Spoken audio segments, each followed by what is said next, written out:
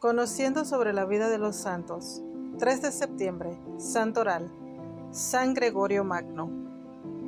Cada 3 de septiembre, la Iglesia Católica celebra a San Gregorio Magno, Papa Gregorio I, monje, místico y reformador, quien redefinió la figura del papado en el siglo VI al proclamarse siervo de los siervos de Dios.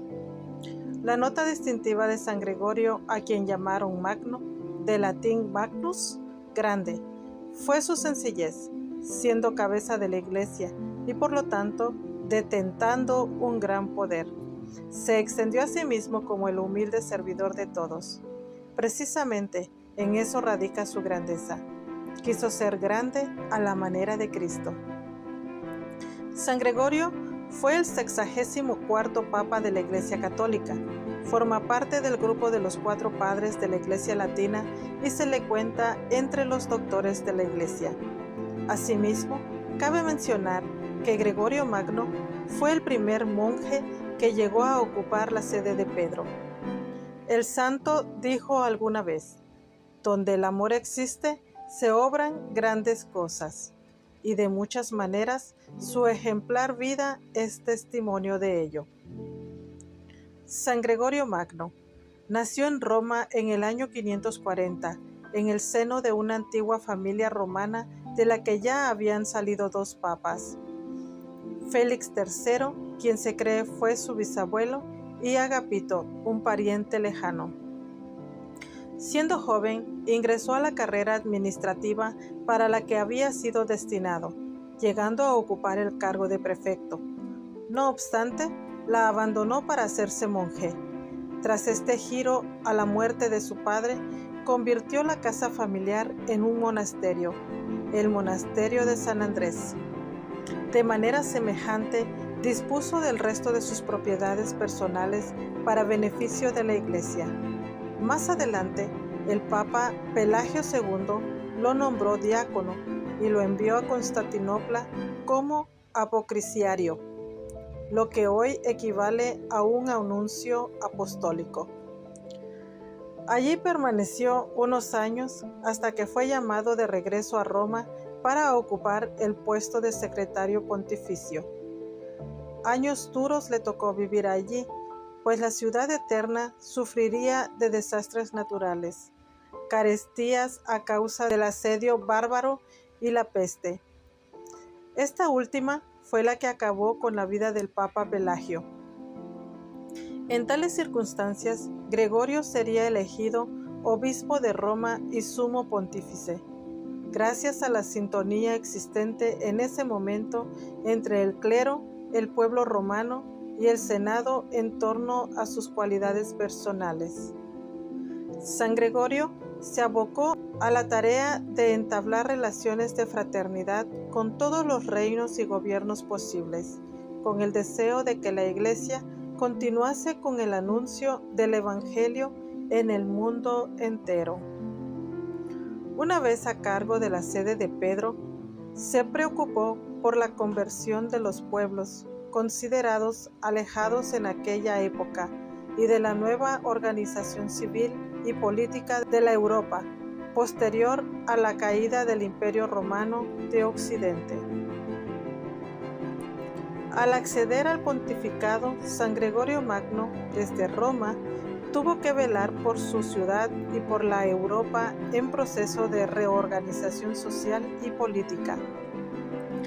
La fragmentación del viejo continente había dejado sola a la Iglesia en cuanto al sostenimiento de la unidad, o en todo caso, de cierta estructura administrativa. Roma miraba a Bizancio y Bizancio no respondía. En ese contexto, el Papa Gregorio negoció con reyes, nobles, casas ancestrales, autoridades venidas a menos y a la cabeza de los pueblos bárbaros. El santo fue figura crucial para conseguir cierta armonía cuando los pueblos de la Europa continental ya no esperaban más la reestructuración del orden perdido. Los lazos que estableció San Gregorio favorecieron el encuentro entre distintos mundos, al calor de la evangelización. En especial cabe mencionar su preocupación por el mundo anglosajón. El Papa envió misioneros a las Islas Británicas y puso al San Agustín de Canterbury a liderar aquella empresa. Por otro lado, se alió con las órdenes monásticas, pues veía en ellas la garantía de que la Iglesia habría de mantenerse sólida. Allí hay oración. Mientras que en lo político frenaba las ambiciones expansionistas de francos y lombardos. El Papa Grande, de la Alta Edad Media, puso sus ojos en el centro de la vida cristiana, el encuentro con Dios en la liturgia. Uno de los aspectos más importantes de la celebración es el canto, que como se sabe es una forma privilegiada de oración. Gregorio ordenó recopilar la música y las antiguas antífonas que se entonaban en la iglesia e impulsó un estilo y una estructura musical propicias para la liturgia, cuyo núcleo es la Eucaristía, herencia de lo que se conocía como Schola Cantorum. Así, contribuyó a la evolución de lo que hoy llamamos precisamente canto gregoriano, en su honor. En esta tarea, San Gregorio fue muy prolijo. Logró recoger la larga tradición del canto cristiano, nacido en las catacumbas, y que ahora podía vibrar en los templos para beneplácito del espíritu humano. Lamentablemente, buena parte de ese antifonario o registro musical se fue perdiendo, hasta que a inicios del siglo XX fue recuperado por el Papa San Pío X para convertirse en el canto oficial de la Iglesia Católica. Muchas otras cosas pueden escribirse sobre San Gregorio Magno, como por ejemplo su intervención en torno a la doctrina del purgatorio, tema comprometido con la idea de la salvación de manera directa. Baste por ahora recurrir a lo dicho por el Papa Benedicto XVI, quien en audiencia general del 28 de mayo del 2008 se refirió a San Gregorio Magno con estas palabras: en un tiempo desastroso, más aún desesperado, San Gregorio supo crear paz y dar esperanza. Este hombre de Dios nos muestra dónde están las verdaderas fuentes de la paz y de dónde viene la verdadera esperanza.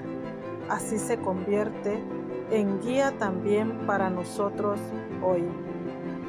Oración a San Gregorio Magno. En el nombre del Padre, y del Hijo, y del Espíritu Santo. Amén.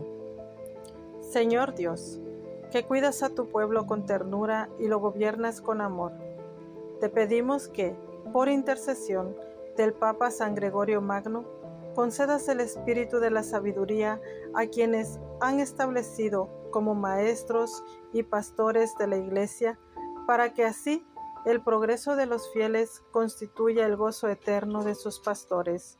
Por nuestro Señor Jesucristo, tu Hijo. Amén. San Gregorio Magno, ruega por nosotros.